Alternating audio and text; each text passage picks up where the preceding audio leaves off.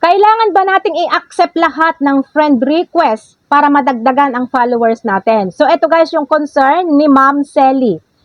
So, ang sagot ko po dyan guys is, hindi mo kailangan i-accept lahat ng mga friend request para madagdagan ang followers mo dito sa Facebook. Dahil sa totoo lang guys, kapag nagpadala sila ng friend request sa'yo, automatic na din na magiging followers mo na siya. Kahit pa hindi mo siya in-accept, basta nag-friend request siya sa'yo, automatic followers mo na siya.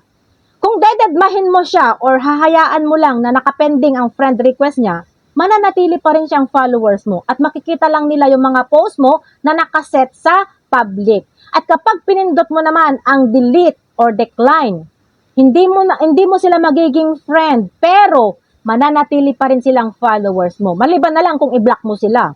At kapag pinindot mo naman ang confirm or accept, mapupunta naman sila sa listahan ng mga Facebook friends mo or sa friend list mo. So dahil nga friend na kayo, dahil in-accept mo na ang request niya, makikita na niya yung mga personal na post mo na nakaset ng friends only. So bakit nga ba mas maganda guys kung wag i-accept lahat? Dahil may limitasyon ang Facebook ang Facebook friends guys natin dito sa Facebook. May limitasyon po ang friends natin. Hanggang 5,000 friends lang po ang pinapayagan ng Facebook sa isang profile account.